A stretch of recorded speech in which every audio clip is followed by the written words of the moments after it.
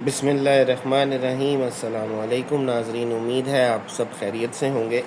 अच्छा जी, ये तैयार हो गए जनाब, बिल्कुल फ़ाइनल हो गए। इससे बेहतर मुझसे नहीं बन सकते जितने ये हो गए हैं, ठीक है ना।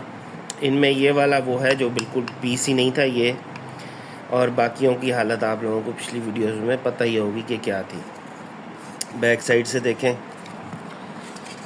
इनकी दो चीज़ें ख़राब थी ना। एक तो कुछ के ये टूटे हुए थे, बेसिकली ये वाला एरिया जो था ये सबका टूटा हुआ था। तो ये सारी चीज़ें जो है ना हमने ठीक कर दी हैं। अच्छा, अब जो नेक्स्ट स्टेप है ना वो ये है कि इनके अंदर हमने होल्स बनाने हैं। इसमें तो है, इसमें तो जेन्युइनली वो ये होल है, वो होल भरा ही नहीं मैंने कहा जब बाद में बनाना ही है तो इसी को ही रहने दें। तो बाकियों के अंदर जो है ना वो होल्स बनाने पड़ेंगे। तो उनके लिए मैंने हल्का सा जो ना एक निशान इधर पीछे छोड़ा हुआ है होल्स बनाने के लिए। तकरीबन सब में ही छोड़ा हुआ है जिनमें बनाने हैं ना। तो हम ये होल बनाएंगे और फिर उन होल्स को आगे से टेपर करेंगे। I mean countersink screw जो है ना वो उसके अंदर लगाना है। तो काउंटर सिंक स्क्रू के लिए आपको जो सरफेस होता है ना उसको वो करना पड़ता है। तो अब मैं इसमें करने लगा हूँ होल।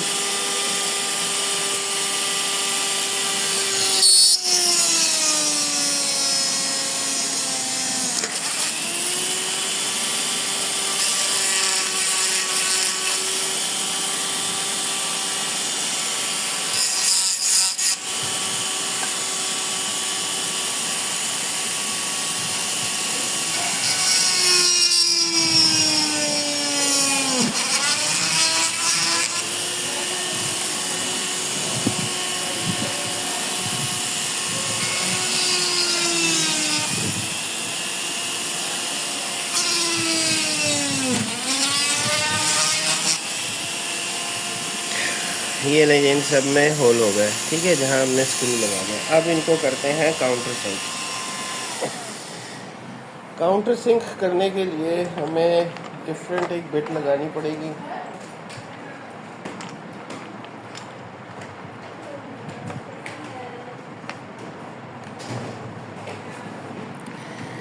किधर गई, चलो ये लगा लेते हैं, इससे कर लेते हैं। वैसे ये है गलत, इसके लिए ये वाली नहीं लगानी चाहिए।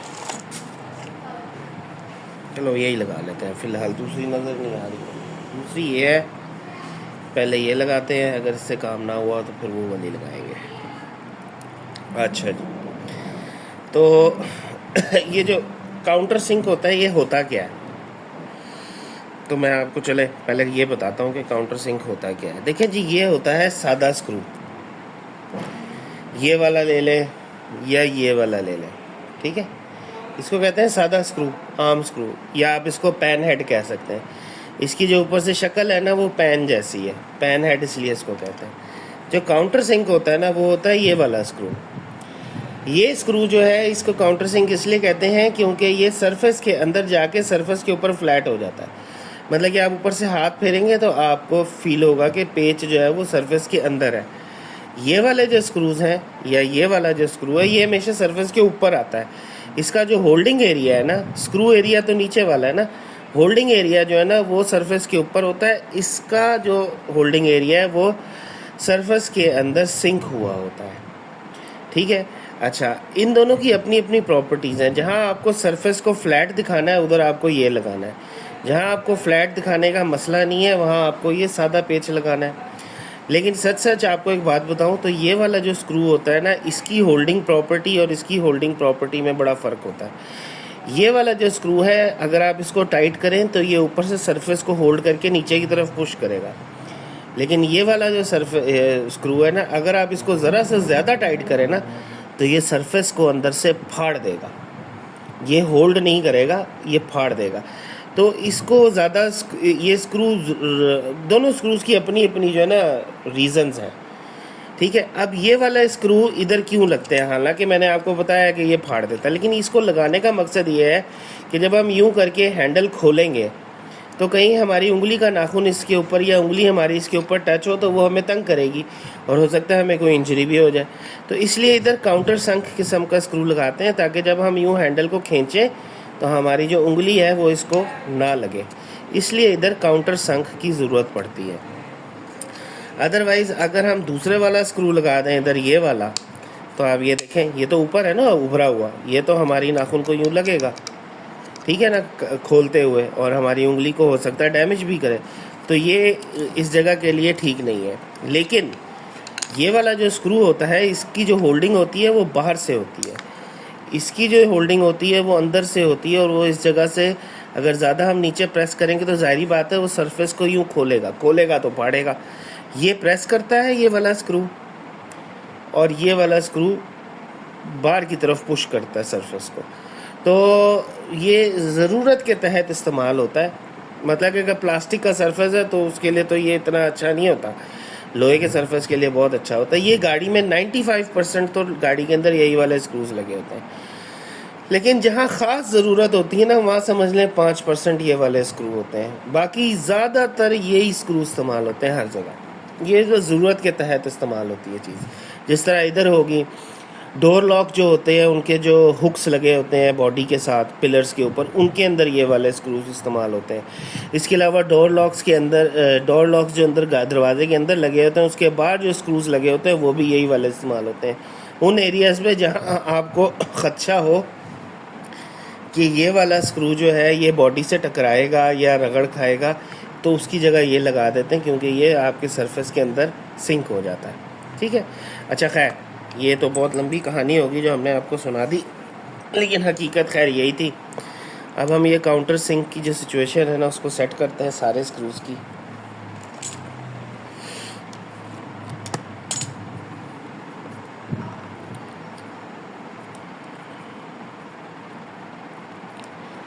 तो वैसे तो अगर मैं दूसरी ड्रिल मशीन में ज़रा सा बड़ा ड्रिल बिट लगा दूँ ना, तो भी ये काम हो जाता है।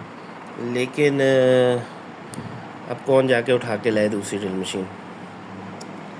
चलो जब नेक्स्ट वीडियो बनाऊंगा ना तो उसको भी अपने पास रखूँगा।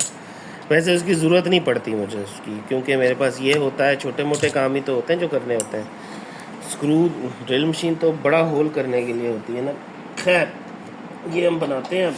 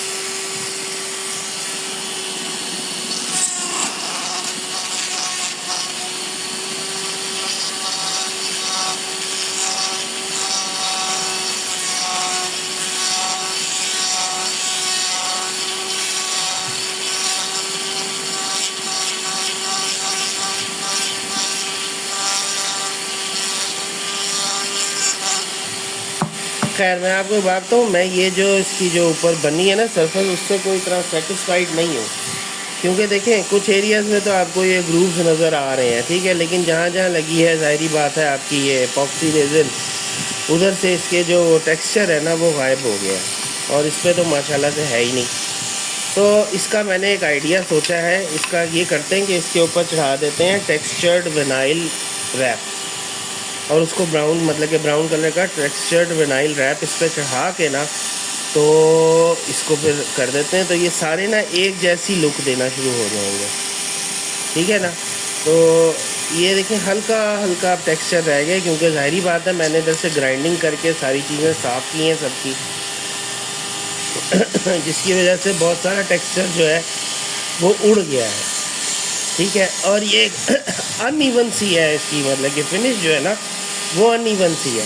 तो इसकी फिनिश को इवन करने के लिए और टेक्सचर भी लाने के लिए तो ये विनाइल रैप वाला जो टेक्सचर है ये कामयाब है, जो कि मैं आपको दिखाता हूँ। ये है, ठीक है ना, ये वाला, ये फोकस आ जाए आपको ज़रा, हाँ ये देखें, ये वाला विनाइल रैप जो है ये इसके ऊपर हम लगा देते हैं और इसके ऊपर ब्राउन कलर कर देंगे, यही सेम कलर। तो ये बिल्कुल ऐसे लगेगा जैसे कि इसी का पार्ट है, और ये टेक्सचर भी सब पे इवनली आ जाएगा।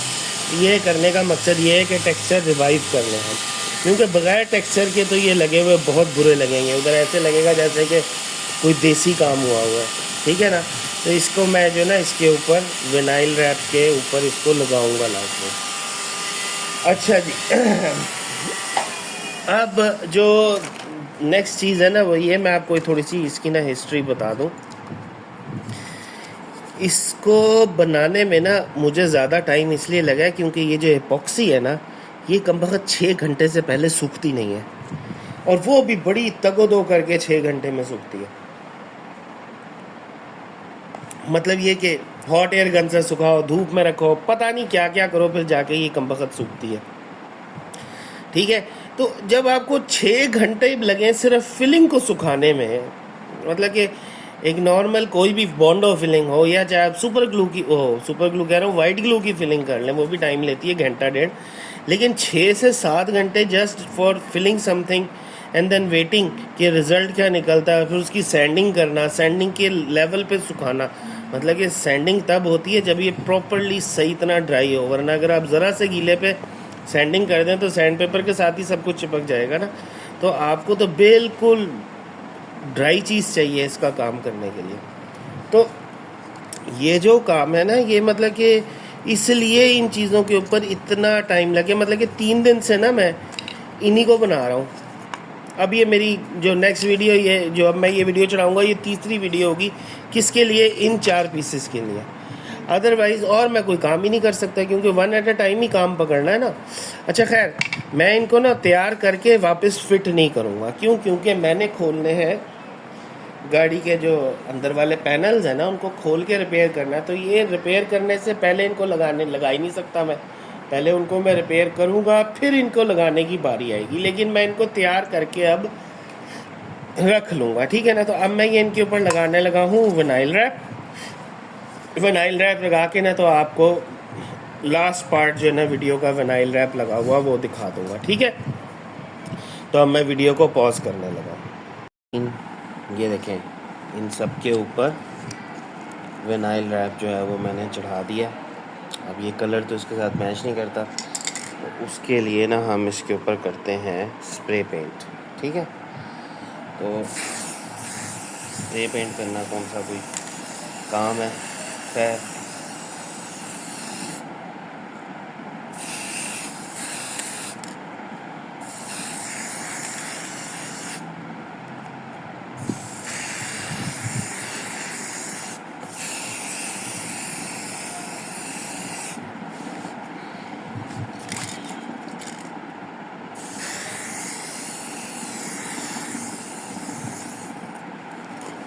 ये नहीं, स्प्रे पेंट हो गया।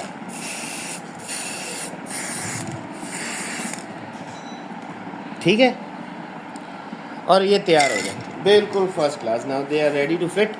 अब ये है कि ये लगाने नहीं है, लेकिन अभी वो जो गाड़ी के गत्ते हैं या जिनको आप इनर डोर पैनल कहते हैं या पोशिश कहते हैं, उनकी रिपेयरिंग होनी है, और इनको खोलना ही पड़ता है वो रिपेयरिंग करने के लिए ना, क्योंकि ये एज अ होल्डर यूज़ हो रहे होते हैं उधर उस गत्ते को होल्ड करने के लिए बॉडी के साथ।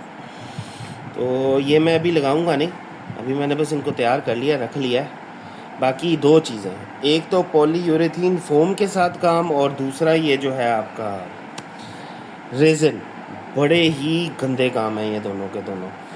और पॉलीयूरेथीन चलो कम से कम एटलीस्ट घंटे डेढ़ में सूख तो जाता है ना, ये तो एपॉक्सी तो बहुत टाइम कंज्यूमिंग काम है।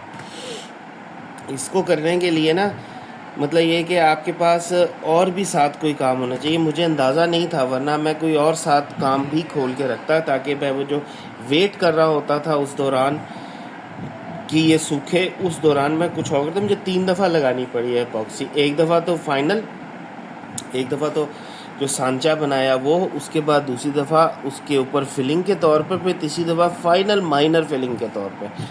तो उस वजह से मुझे ये 3 दफ़ा करनी पड़ी और 3 दफ़ा मुझे 6-6 घंटे वेट करना पड़ा उसके सूखने के लिए। तो ये बहुत जो है ना फजूल काम हुआ। बाकी अदरवाइज़ एपॉक्सी एक बहुत अच्छी ऑप्शन है, इसको बहुत जगह पे यूटिलाइज़ किया जा सकता है एपॉक्सी रेजिन को। लेकिन जो इसका ये जो ड्राइंग टाइम है ना, या क्योरिंग टाइम जो है, इसकी ये इतना एक्सटेंडेड है कि जिसकी कोई हद नहीं। खैर एनीवेज, जो भी है, हमारा प्रोजेक्ट जो है वो फाइनलाइज हो गया, ये तैयार हो गए। बिल्कुल ऐसे लग रहे हैं जैसे कि 0 मीटर हो। 0 मीटर तो नहीं है, लेकिन लग ऐसे रहे हैं।